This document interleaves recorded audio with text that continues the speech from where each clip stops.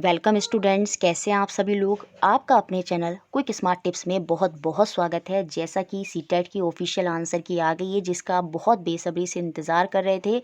तो आइए एक बार ऑफिशियल आंसर की से हम अपने 30 क्वेश्चन जो हैं वो मैच कर लेते हैं साइंस के। देखिए, थ्योरी में हमारे सारे क्वेश्चन जो मैंने आपको आंसर की मुझे लग रहा था उसके अकॉर्डिंग आंसर होंगे, वो सारे सही हैं। सिर्फ एक फिल्ट्रेशन वाले क्वेश्चन को छोड़कर बाकी पेडागोजी में 2-3 क्वेश्चन गड़बड़ हुए हैं।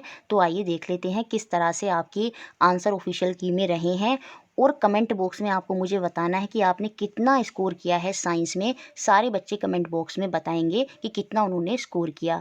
तो आइए शुरू करते हैं और देखते हैं ऑफिशियल आंसर की के अकॉर्डिंग आपके आंसर 61 में जो आंसर होगा वो ऑप्शन नंबर सेकंड होगा। देखिए, अब मैं बहुत ज़्यादा डिटेल में एक्सप्लेनेशन नहीं करूँगी, क्योंकि मैंने डिटेल में एक्सप्लेनेशन जो मैंने अपने अकॉर्डिंग आंसर की बताई थी उसमें अच्छे से एक्सप्लेन करा है। तो डिस्क्रिप्शन बॉक्स में मैं उसका भी लिंक दे दूँगी। अगर किसी भी बच्चे को किसी क्वेश्चन में डाउट है तो डिस्क्रिप्शन बॉक्स में उसके अकॉर्डिंग आप देख लीजिएगा कि किस बेसिस पर वो आंसर रहा है। बाकी जो फिल्ट्रेशन वाला क्वेश्चन है वो हम देख लेंगे अभी कि उन्होंने फिल्ट्रेशन माना है, तो अब हमें वही सही मानना होगा, क्योंकि उसमें भी डाउट हो रहा था फिल्ट्रेशन होगा या दूसरा वाला ऑप्शन होगा, लेकिन फिल्ट्रेशन सही मान लिया है और ऑब्जेक्शन उसमें रेज नहीं हो सकता। तो गाइज आपको फिल्ट्रेशन ही मानना होगा। तो इसमें आंसर आपका ऑप्शन नंबर सेकंड है। जो मूवमेंट में कॉन्ट्रैक्शन और रिलैक्सेशन होता है वो मसल्स की वजह से ही होता है। हार्ड स्ट्रक्चर आपका बोन है ना, ये कार्टिलेज है और ये आपका रिब्स है। तो ऑप्शन नंबर रिब केज है, तो ऑप्शन नंबर सेकंड ही यहाँ पर सही है।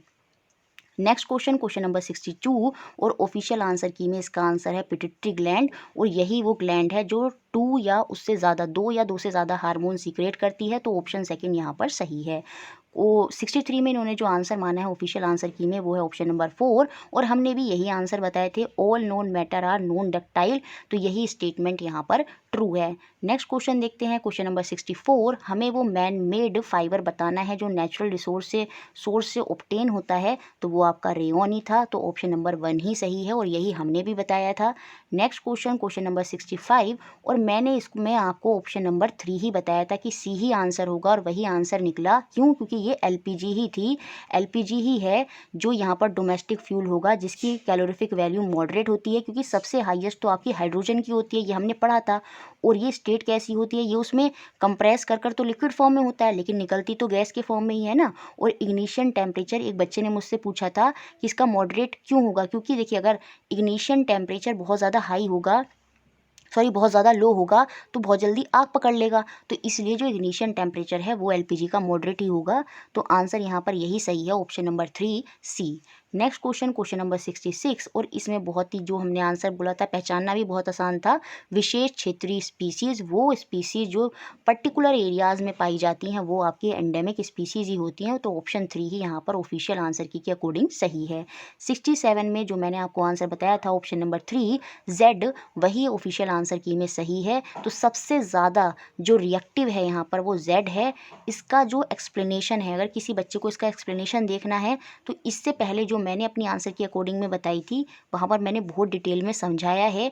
एक बार हम बाद में जब आगे हैं वो तो हम डिस्कस करेंगे इन क्वेश्चनों को फिर डिटेल में, लेकिन अभी सिर्फ आपको मैच करना है। तो वो ऑप्शन नंबर 3 यहाँ पर ही सही है, जेड जो है वो सबसे ज़्यादा रिएक्टिव है। Next question, question number 68। और इसमें मैंने आपको बताया था कि ऑप्शन नंबर 4 ही सही होगा, क्योंकि जो लाइट है वो डिफ्यूज़ हो गई और डिफ्यूज़ होने के बाद वो एग्जैक्ट पॉइंट पर इमेज नहीं बनाएगी।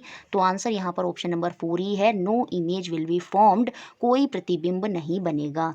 Next question, question number 69। और इसमें मैंने आपको बताया था स्टैटिक फ्रिक्शन होगा और वही बात सही थी, ऑप्शन 1 ही यहाँ पर सही है।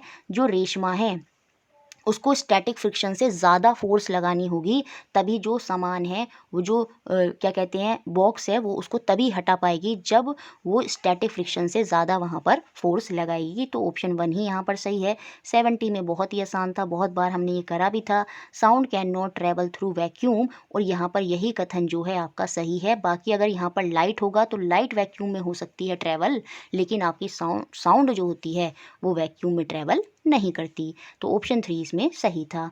नेक्स्ट क्वेश्चन 71 और इसमें आंसर आपका माना ऑप्शन नंबर 3। यही जो है पुअर कंडक्टर हैं आपके इलेक्ट्रिसिटी के, और यही आंसर हमने भी बताया था। Shampoo, vegetable oil, distilled water, ये पुअर कंडक्टर होते हैं, और ये क्वेश्चन बहुत बार हमने करा है और ये पूरा रिपीटेड ही है एक तरह से कहा जाए तो। 72 क्वेश्चन, और इसमें पूछा था कि कौन से आपके रासायनिक परिवर्तन के उदाहरण हैं केमिकल चेंजेस के। तो ऑप्शन 4 ही यहाँ पर सही है। Rusting of iron, burning of paper, digestion of food. तो ऑप्शन 4 यहाँ पर सही है। ये सारे के सारे केमिकल चेंज हैं, इनमें कोई ना कोई नया सब्सटेंस आपका बन रहा है। नेक्स्ट क्वेश्चन, क्वेश्चन नंबर 73, और इसको मैंने जब अपनी प्रिडिक्टेड आंसर की बताई थी तो उसमें पूरा सॉल्व करके दिखाया था कि किस तरह से 6 किलोमीटर जो है आंसर होगा। तो ऑप्शन 1 ही यहाँ पर आंसर है, 6 किलोमीटर पर आवर। जिसको इसका डिस्क्रिप्शन देखना है तो वो आप जो इससे पहले मैंने आंसर की बताई थी उसमें इसका डिस्क्रिप्शन बॉक्स, मतलब डिस्क्रिप्शन जो है मैंने अच्छे से वहाँ पर एक्सप्लेन आपको किया है, ठीक है। Next question, question number 74।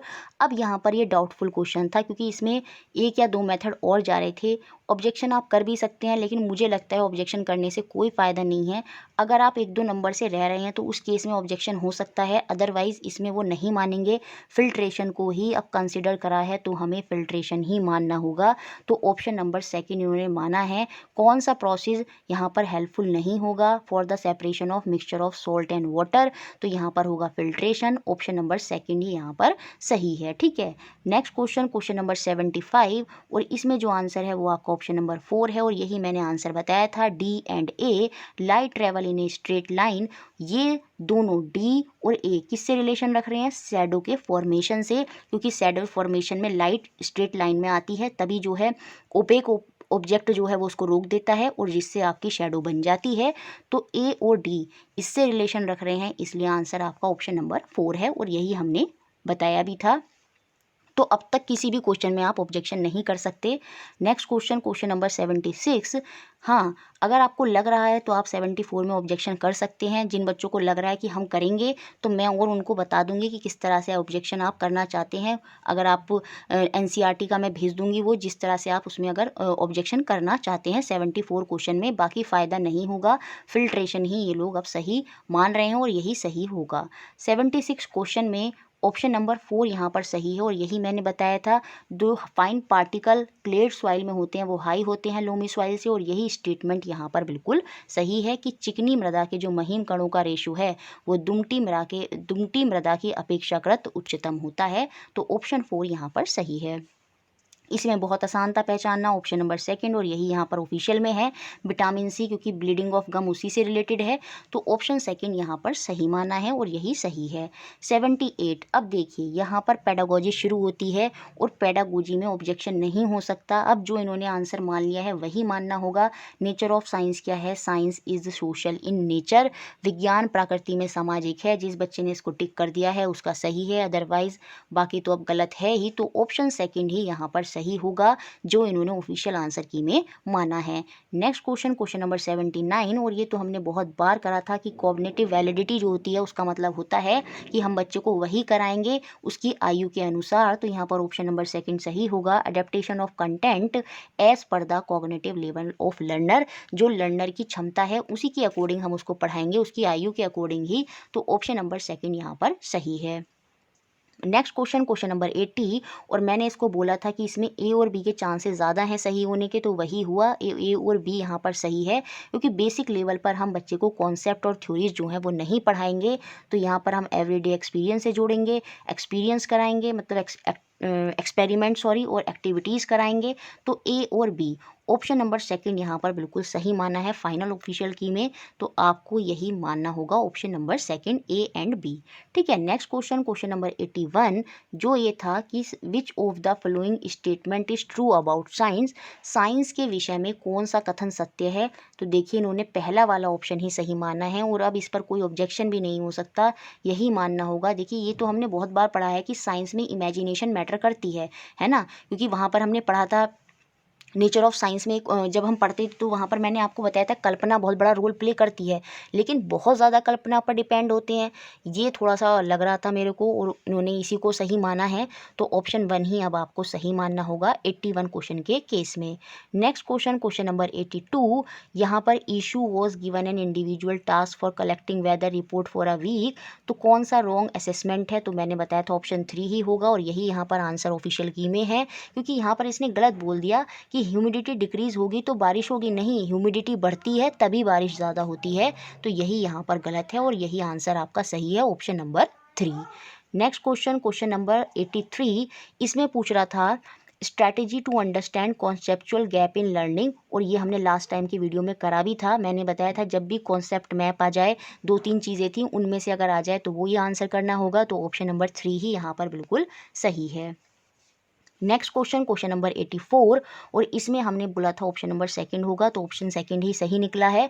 To encourage more girl to take up science you may adopt all of the following strategies except, सारी स्ट्रेटजीज आप अपनाएंगे, एक को छोड़कर, वो यही है। इससे तो क्या होगा, समावेशी शिक्षा नहीं हो पाएगी, क्योंकि यहाँ पर ये कह रहा है कि गर्ल्स को ज़्यादा डोमिनेट करने के चांस दिए जाएँ क्लास में। नहीं, ऐसा नहीं करना है, इससे तो बच्चों में भेदभाव हो जाएगा, तो ऑप्शन 2 ही यहाँ पर गलत था।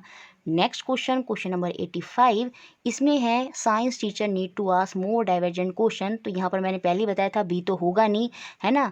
It the direct student to correct answer, divergent जो आपके क्या होते हैं, ओपन एंडेड क्वेश्चन होते हैं, वो डायरेक्ट हमें आंसर तक नहीं लेके जाते, तो बी को छोड़कर बाकी सारे यहाँ पर सही हैं, तो आंसर ऑफिशियल में आपका ऑप्शन नंबर 2 है, ए, सी and D.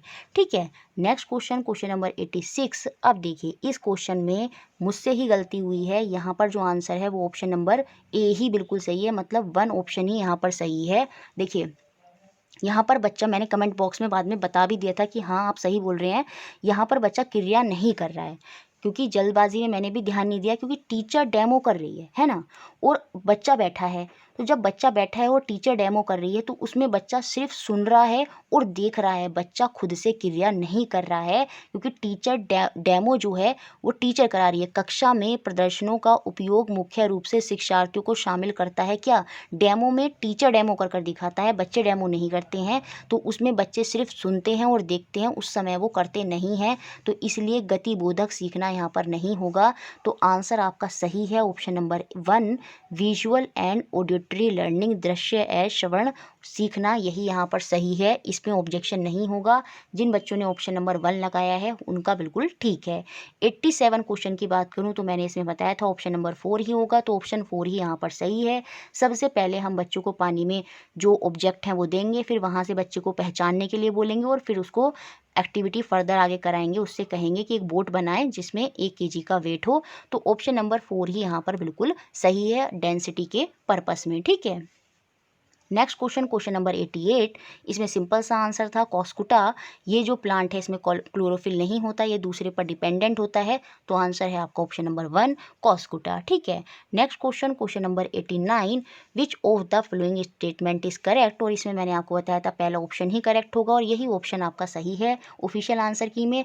Large intestine is wider and shorter than small intestine, तो ये आंसर सही है, ऑप्शन नंबर 1 बिल्कुल यहाँ पर। नेक्स्ट और लास्ट क्वेश्चन जो ऑफिशियल आंसर की में है वो ये है यहाँ पर 2, और मैंने भी आपको 2 ही बताया था कि कौन सा कथन सही नहीं है, तो the pupa developed into caterpillar, यही यहाँ पर गलत है। तो मेरे अकॉर्डिंग मैंने आपको ऑफिशियल आंसर की से बता दिए हैं, आप कमेंट बॉक्स में आप लोग लिखेंगे कि आपने कितना स्कोर किया।